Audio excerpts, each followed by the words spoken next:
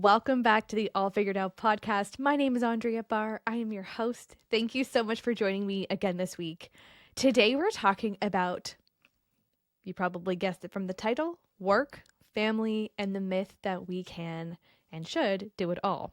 My amazing guest, Lieke, is a professor of management at Simon Fraser University here in Vancouver, where she researches employee well-being. So very topical, especially for this audience.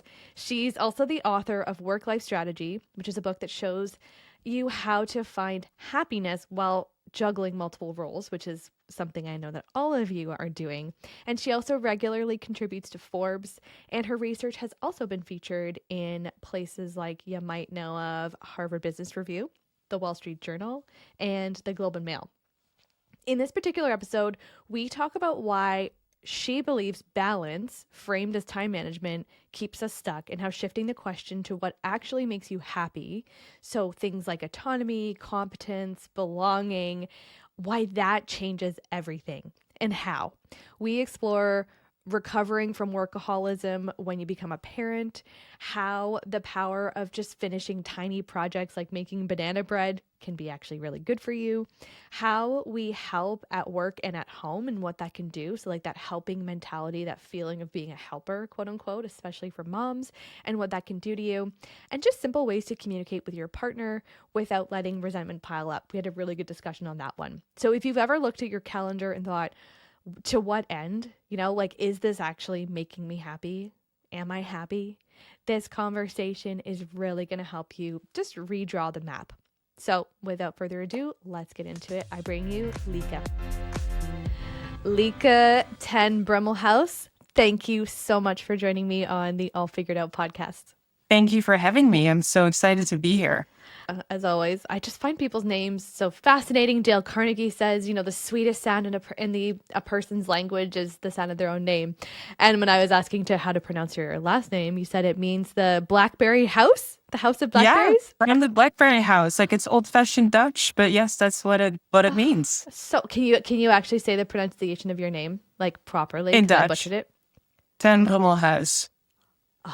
Yeah, you don't have that sound in English. So I typically just tell people, just make it house at the end and it's fine. I love that. What does 10? 10 is from the. Okay. Yeah. Cool. Oh, we learn something new every day. Beautiful. Well, thank you so much for coming on again. I can't wait to have this conversation with you. We were put in touch by a mutual friend, and gosh, I love when people just seem to get it.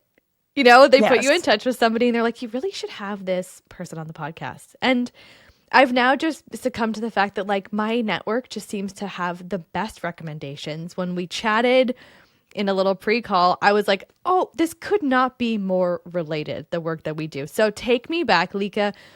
Did you grow up knowing that you would write a book one day called Work-Life Strategy? Were you 4 years old?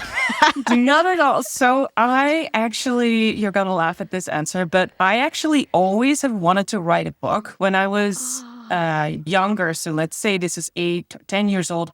I was already like writing short stories, but these were all like fictional, right? I had never expected to write a book that is about work-life balance. That's for sure. But writing per se, yeah, I love writing. Always have loved writing. And what were those stories about?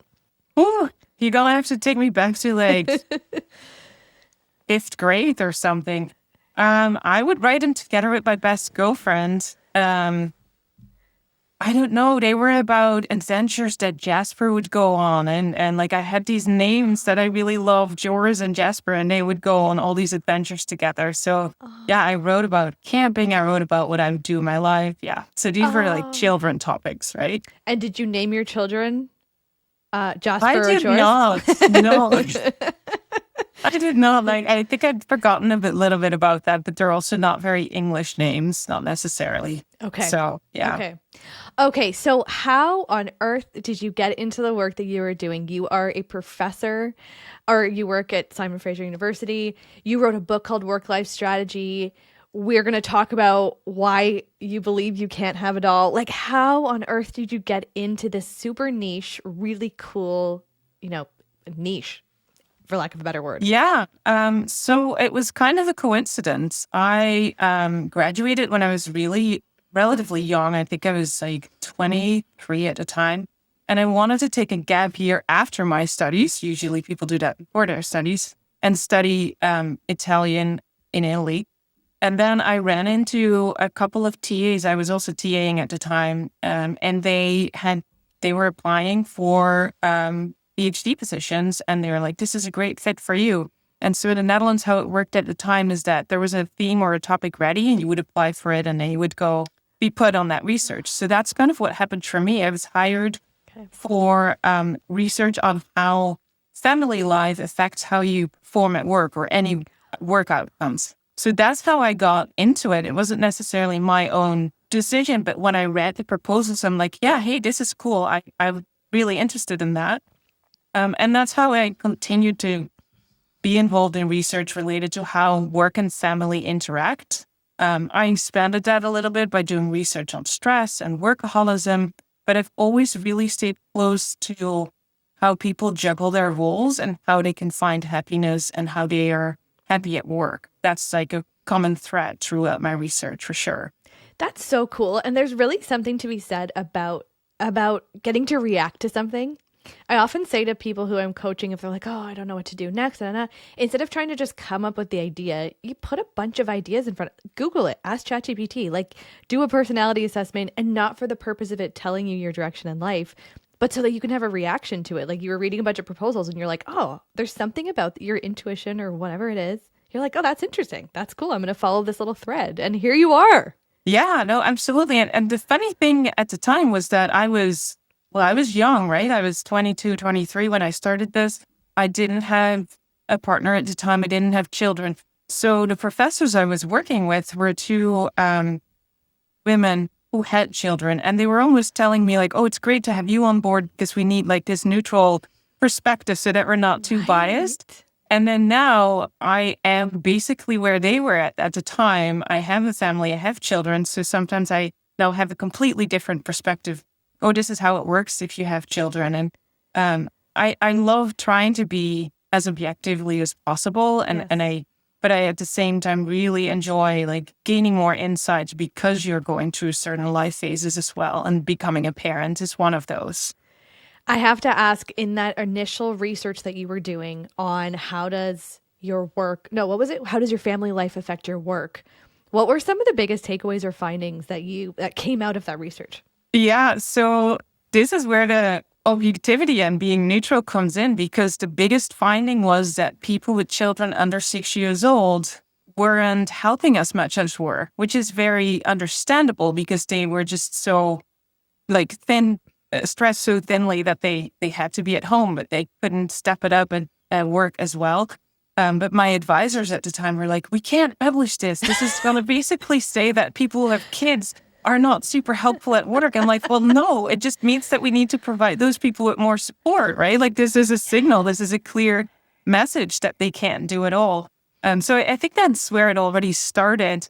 That I started realizing like we want so much. If you have a family and you have an interesting job, we want it all. But the reality is that oftentimes something's got to give.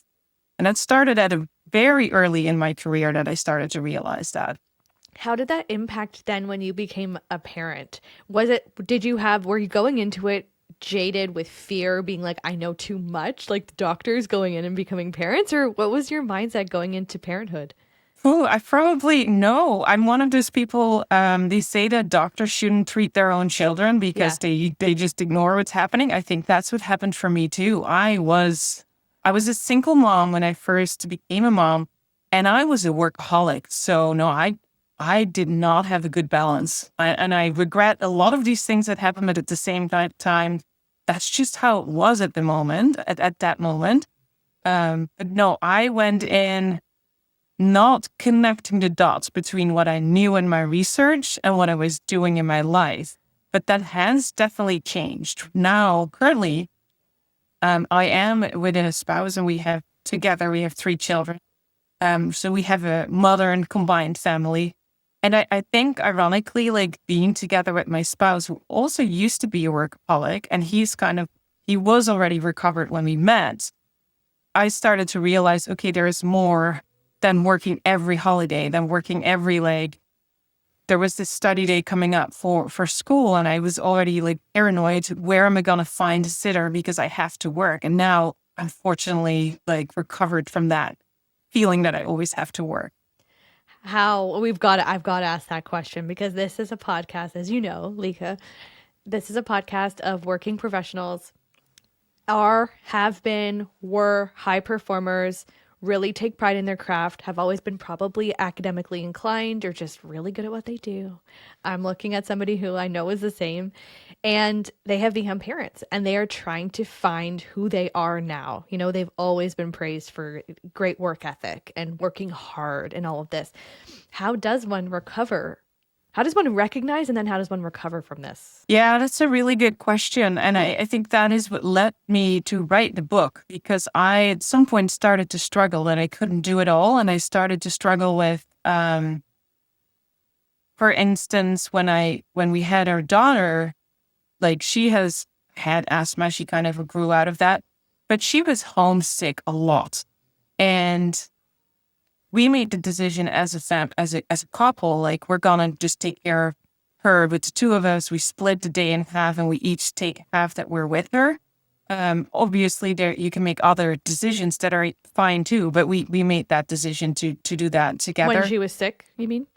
When she was sick, yes, sorry. And then so she would be home from daycare because she was coughing and couldn't go.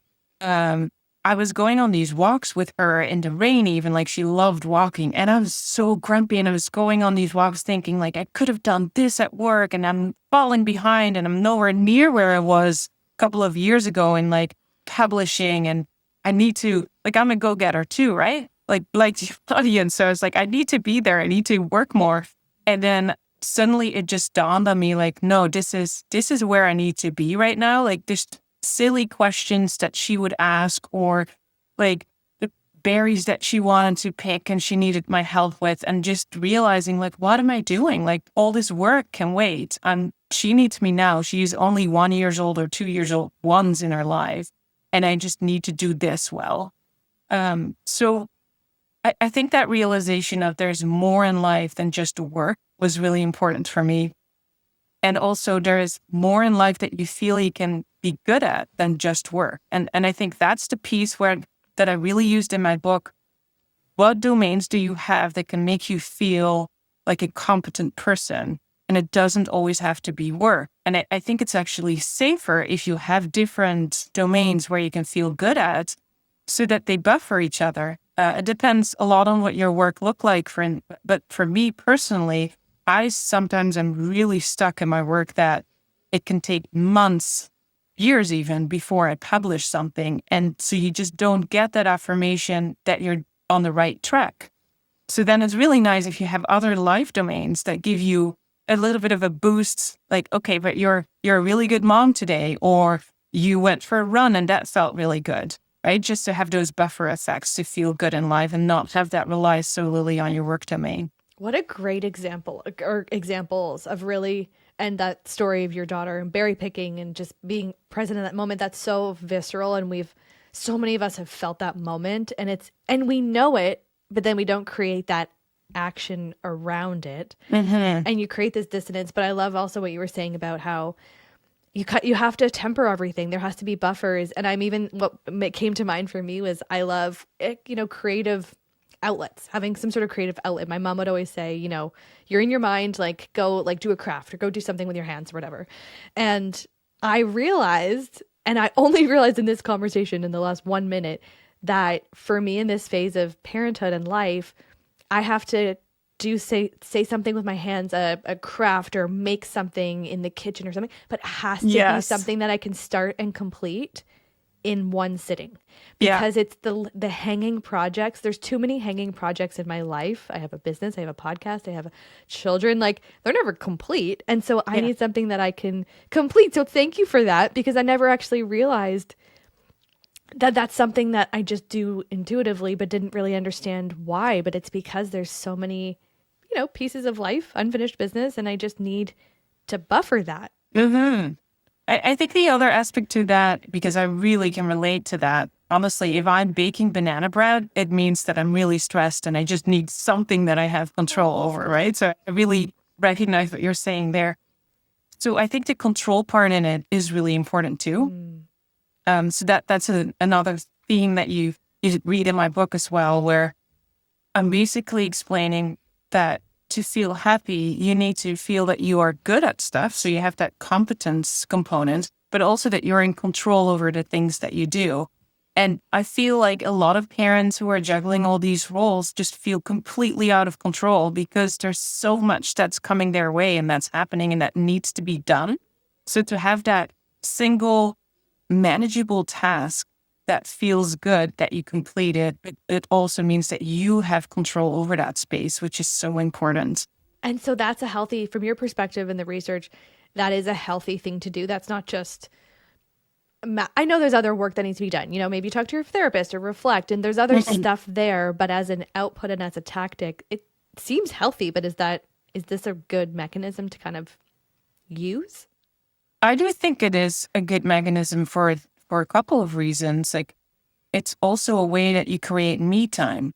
I think I'm guessing that a lot of moms are listening in, and especially moms. Like, I hate to pull the gender card here, but it's just a reality that a lot of moms kind of forget about themselves and just say like, "Oh, I'll take this on as well, as long as the family is happy, as long as these people are happy."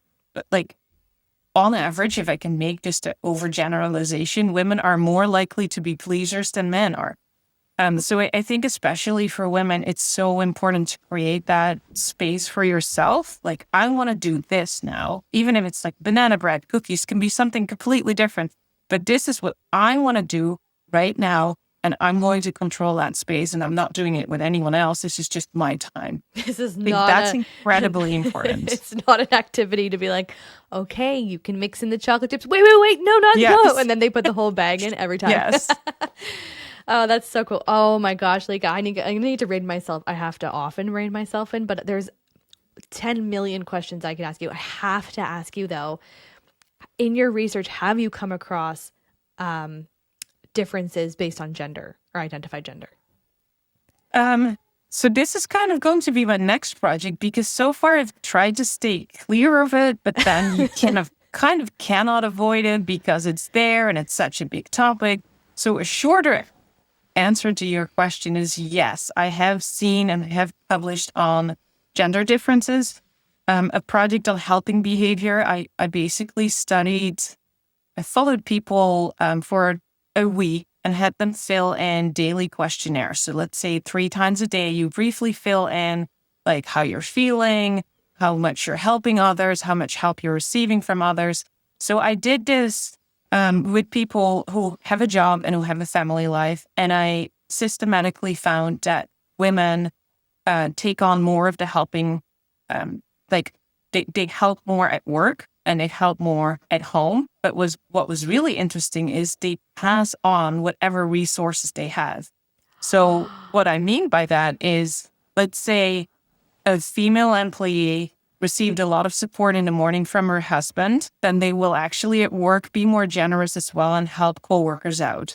And vice versa, that was true as well. Like, if they had a really good day at work, they came home and they would be more available for others. And the irony of it is that husbands didn't necessarily do that as much. And on top of that, if men had very demanding days, they would completely withdraw and not provide support. And women didn't do that. So basically, the women were always trying to help and definitely helped if they had the resources to do it. That is so interesting. Yeah. I can't imagine what your day and your career has looked like. And all those, that's just one nugget. But like all these little nuggets that you've probably learned, that is so cool. Now, I know that you believe, you've told me this, that you can't have it all, especially in the context of being a working parent. We have 85% listeners who are identifying as female. We have a beautiful 15% population in this podcast who identify as male, which I love. But why do you believe that? Why do you believe that we can't have it all? I think that there's always going to be a compromise to be made. I think that if you just logically look at how in the time of Mad Men, like 40s to 50s, how life was run, was very efficient, very specialized, where two people each specialize in a task they're really good at. That is, again, like I overuse the word efficient here, but that's kind of what it means. Like you become really good at your task and can do it quickly. I'm not going to say that that was ideal at all, because it was very boring as well. And husband and wife just didn't understand each other often. And wife just kind of, they floated away from each other. Now, fast forward to what we now have. People like husband does both, taking care of the children and working. Wife does both, right? That's less efficient. And it also means that you can't do it all, in the sense of like, you can't be perfect in your work if you also have to do tasks at home. You can't be a perfect parent if you also need to attend certain meetings at work. And if we again look back at the Mad Men years, those people couldn't do that either. They were only perfect in one role. So why do we expect of each other now that we've taken all these other roles, that we need to be perfect in all of it?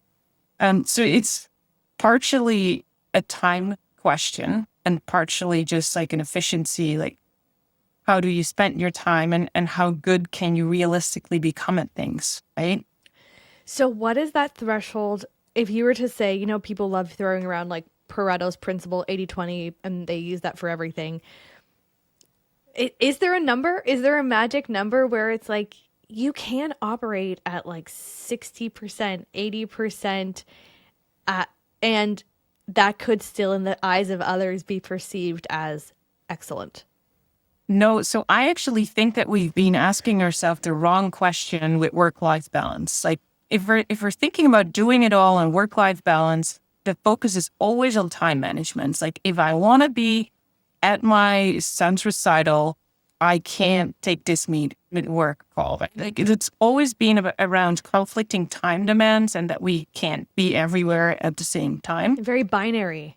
Yeah, so I think work-life balance has really gotten a bad reputation because that focus on time and wanting to do everything.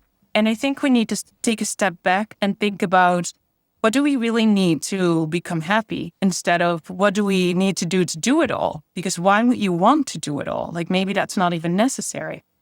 I really would like to reshift the focus to happiness instead of balance. Like what do I need in my life to feel fulfilled or to feel happy or feel that I am doing enough? And so the key to that can be found in psychology theories on the needs that human beings have. And I touched on those briefly. I think one important one I missed so far. So human beings, to be happy, they need to feel that they are in control over their lives, over their activities, over their behavior. They need to feel at least good at something, that you have a feeling of competence and that you matter. And they need to be connected. And that is such an important one that we haven't touched on yet. Like that interconnection, that interhuman connection, and feeling part of a group and feeling loved is incredibly important as well. So I think instead of talking about balance and doing everything, you could use your role strategically to think about, okay, where do I find that competence in my life? Where do I find that relatedness and an interconnecting feeling part of a group in my life? And where do I feel control? I think that would help people much more than wanting to do it all. Like, why would that even be a goal of ours? Yeah, to what end? Like, to what end this is getting really existential, Yeah. but really to what end is at the end of your life? Okay, I did it all. But were you happy? There's a podcast, there's an Australian podcast, and I don't think it's running anymore. And the title of the podcast is "But Are You Happy?" And they would interview super successful people, celebrities, and the question in the thesis was, "But are you happy?" And I think that's so interesting. And so I love that you've pivoted from time management and like this binary zeros and ones to be like, okay, well, if I take the call, I can't do this, to, okay, it sounds like you're stepping back. Yeah. And you're saying across the board, where am I fulfilling these buckets? Because, and I talk about this a lot on the podcast with guests, like, do you have to fulfill all of the needs that you have in your life through your work? I don't think so. I don't believe that. to be true. Just like I had someone on the podcast who was sharing that she doesn't believe that her partner should fulfill every role and be every Yes. person in her. She's like, no, I need to have girlfriends. I have my parents. I have this, I always talk about, I have 3 sisters. I go to each sister for a different thing. Yeah. 100%. Like they can't, nobody and no thing and no job can be everything. And so what do you believe what is that first step for that person who is so stuck? I'm raising my hand because I And still do this and I'm a career yeah. coach for parents. What is that first step to like recover from this obsession with time, this Yeah, I don't weird know what relationship with moment. time? Yeah, I don't know what moment is needed because I was very much always focused on time and getting things done. And Yeah. I think it's almost so I gave that example earlier on of my daughter who was just walking around and stopping at every flower and picking berries. I mean, for me, that moment worked, but it might not for someone else. It was just like this aha moment, this light bulb going on, like, okay, what really matters? I can do all these projects at work. I can be the best in my field. I can be winning all these awards, but I love that "Are you happy?" question. Like, is that what you want? Like, and I think these are reminders that deep down people already know, right? We always hear this advice of like, at the end of your career, the only people that remember that you work late are your children and your spouse, not your Oh, work colleagues, right? So, so true. yeah, yeah. So I think the "Are you happy?" question, maybe we just need to remember and have that somewhere printed out and put it on your laptop and ask yourself, okay, I'm doing all this, but am I happy? That's really Yes. important. Yes. I know that you speak on the topic, and this was so interesting to me, and it's not a topic that I know enough about on how one could have their needs met in the different roles that you play as a working parent. And we also spoke about without burning out. So without adding more to this Hmm. proverbial to-do list, how can that working parent who's listening feel like they're getting their needs met? Yes, I think this one starts with awareness. So what I do in my book is walk people through 3 very straightforward exercises where I'm asking them first, okay, which life domains do you have? And write down for each these, I have these really nice figures developed for this. So color in each life domain to what extent autonomy is met, to what extent belonging is met, to what extent competence is met. And then once you have that awareness, now I ask people to assign percentages to how important each of those life roles is to them. And that's a really tricky like question because it comes across as a super easy question. How important is each life domain to you? Well, if you actually sit down and assign those percentages, it is relatively difficult to slice the pie. So after having done that, so for instance, saying, okay, I found my work almost as important as my family. So I'm giving it 40% and then I'll give like 50% to my family. I'll give 10% to exercise or something like that, or to friends. After that, I'm walking them through, okay, now let's see if the most important life domains actually fulfill those 3 needs together. And I think that these exercises together raise a lot of awareness and they also lead you to come up with strategies to make changes in case you discover, oh, wait a minute, I actually don't feel in control anywhere, not at work, not in my family. That's what's been bugging me, right? That could be an insight that people might stumble upon. That is very cool. And then that with that awareness, I can only imagine being able to then go and say, okay, what is it? Is there a shift at work? Could I own I know it seems trivial, but like that can make a huge difference. I used to work in learning and development in the corporate world, and it was incredible to just see the change and shift in people when you change one very small aspect of their role, give them a bit more autonomy, give a coordinator a project to own themselves. Like that can really transform a person, have them standing taller, or feel a bit more sense of control at home, which we never really feel a lot of control in the home Yeah. front. But Yeah. I'm going to raise my hand and say I got a robot vacuum recently. All right. My husband would be laughing if he heard me talk about this because he's like, "You're this is out of control. You're so obsessed." But I would come home, I would come downstairs in the morning and I'd be stepping on crumbs in my bare feet or my socks. And it felt so out of control because I am so not present at night. I need to go to bed very early. I'm not vacuuming or sweeping in the evening. And so now I turn on this vacuum. It is the smallest thing, Lieke, but it brings me, like you can see it in my face, it brings me so much joy. And it brings me this feeling of like, yes, like that is something that I don't care about. That doesn't bring me happiness. The crumbs really brought me down. It made me feel like a bad mother. What kind of mother has crumbs on the floor? Like, it was out of control. This, like the feelings around these crumbs. And now I spent a couple $100 on this robot vacuum, probably too much, but it brings me control and it brings me joy. The control and the competence. Like you're literally saying, like it made me feel like a bad mom. Like then clearly, like that is a good solution for sure. Yeah. Okay. And what about the communication? I don't know if you get into this in your work, in your book, about communicating needs. I know that's a hard one, especially as parents, perhaps new mothers, or coming back to work, juggling with the childcare, negotiating with a partner. And even as just a mother who's a couple of years ahead, what advice do you have on that communication of the needs? Yeah, there is definitely quite a bit of communication between partners that is highlighted in the book. So what I did also for the book is interview 5 people and did really a deep dive into their life and how they combine their roles. And I made sure that these are people from very unique juggling situations that we in the media and in general don't really hear that much about. So there is, for instance, like a single parent, there is a family with children with special needs, there is a woman who has like consciously decided to focus on her career. And in these interviews, and then also in a survey that I sent out among 274 people, it really came back constantly. Like you need to have that open communication with your spouse of where each spouse is at. And sometimes it really comes down to reading each other, like how much energy do you have left in the tank today?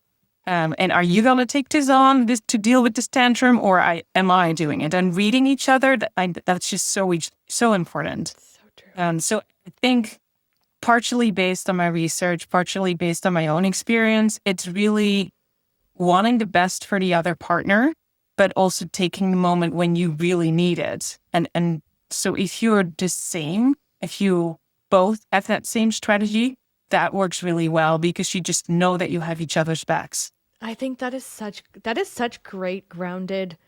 It seems very obvious advice, but I haven't heard it been put like that, where you just have to kind of read the room. I find there's this I had a woman on the podcast and we spoke about the fair play method. Have you come across that word? No. Eve Rodsky, I think is her name, who wrote a book, and she's got this card deck, and the whole thing is like you've got this deck of cards, which is the usual household tasks that to run a family or run a household. And the idea is you're going through this deck of cards and you're kind of splitting things up. Like, okay, I'll take care and own the entirety of garbage. That means buying the garbage bags. That means taking out the garbage, bringing it back in, that sort of thing. So you're divvying things up. And now the only thing that I would poke holes in is that you're creating the rule, but you're not really thinking about the exception of the rule on the day when the person is sick, the person doesn't have the energy. The person's just not like, especially as a woman with a cycle, I am very different throughout 27 days of the month, right? And that's the only thing about that I'm like, oh, what are your thoughts on something like that? I do love that idea, though. I do love that idea.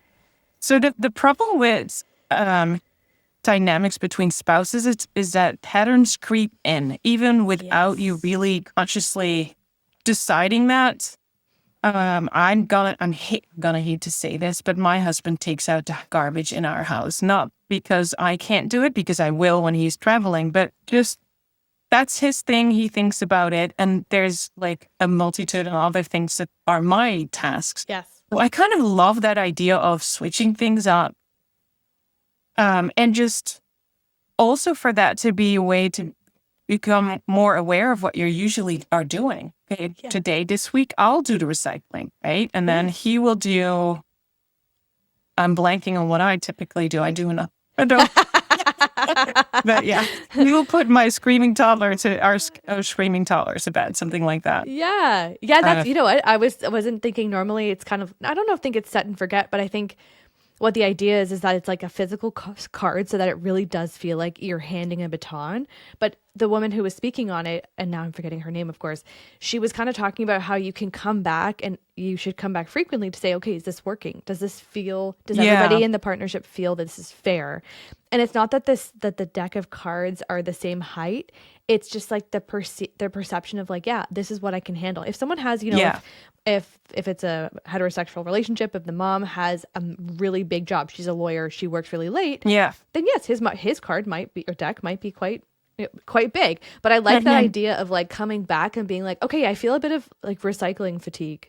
Let's switch that up and you switch Yeah. cards around because This that can was happen. was nice because it also creates awareness. I think where it often goes wrong with couples is the resentment, right? Like if you Yes. don't speak out that you feel you're doing much more, then you never have that conversation. You also can't check that reality because I only know 100% sure what I do, but there's a lot of things that my husband does that I actually not 100% sure of because I don't see everything that he does, right? So Yes. if you don't have that conversation, then this resentment is just going to build up. So I think the deck of cards can really help with that to raise that awareness and to at least like start a conversation, even if you don't actually switch the tasks that way. Because Yeah. I will say this, I do think there is some logic to having a strict division of labor at home, even though you separate it between you and your spouse, but at least you're becoming really good at that. Like it takes me forever to explain to my husband how to clean the cat litter box, right? Like it's just I'll just do it, right? It's just faster if I Yes. do it. So in a Yes. way, there is that efficiency again. That's I like that. I like that full circle moment of because when you were talking about the efficiency of getting really good at a task, I was also thinking about the old psychology textbooks, beginning in university, Psych 101, and you're learning about the factory workers and Yeah. how in the Industrial Revolution we went from, you know, they've gone through different phases, I guess. I don't even know if there's factory workers anymore, if it's all robots, but you know, there'd be the person who would just do that one widget thing every single day and they started noticing there was massive Yeah. fatigue and then the person felt super disconnected. They had no idea what they were building. So then they Yeah. started doing that thing where the person would actually build the widget in its entirety and they saw the differences. And so it is very interesting. It's also making me think about how many conversations I've had recently with girlfriends who have had a trip or they've gone away. And again, these are heterosexual relationships. Mom has gone away and the comment has been that I've heard, "Ah, I'm so excited for them to know what it's like to be Right. with the kids every day." Because these are, you know, maybe new parents and they're, you know, Mhm. the mom has maybe been on maternity leave and has been with the baby 24/7 and just that feeling of resentment that starts to clearly build up because Yeah. they're like, you don't know what it's like to meet this child's needs for 24 hours in the day. Yeah. This is actually part of the recommendation for people who aren't in more like stay-at-home relationship, one partner works and one partner stays at home, like it's often difficult to really fully understand what it's like to do that job, right? Because I do find staying at home with a child a job as well. It's just not paid, but it's Of still course. like more than a full-time job.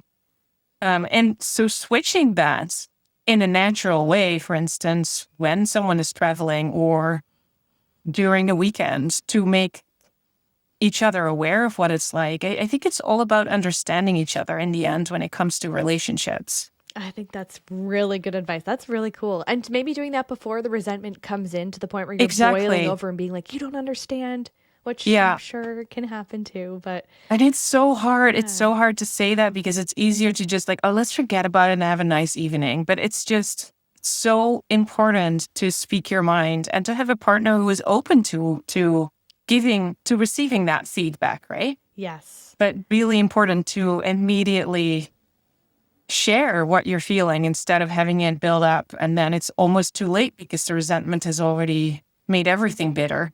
Yes. Absolutely. I want to switch gears for a second and go back to the notion of belonging. And we know this has gotten very popular in psychology and pop psych, and Brene Brown's talked about it. And it's kind of fizzled a little bit from what I'm seeing. But I think it's such an important topic of a human's need for that connection and belonging.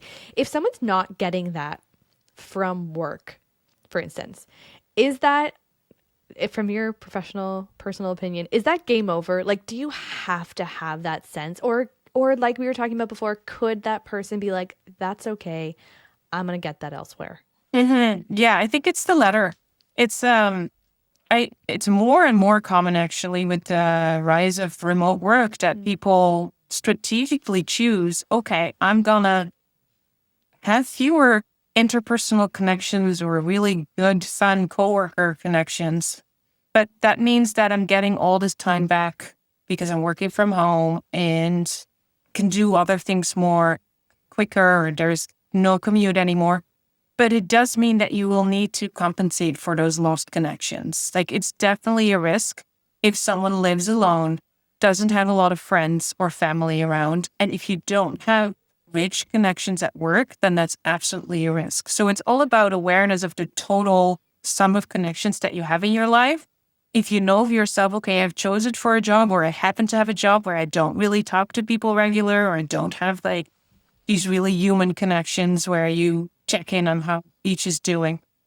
And then it's really super important to seek those connections actively in your, like, either with hobbies, sports, family, friends, to make sure that you have those connections there.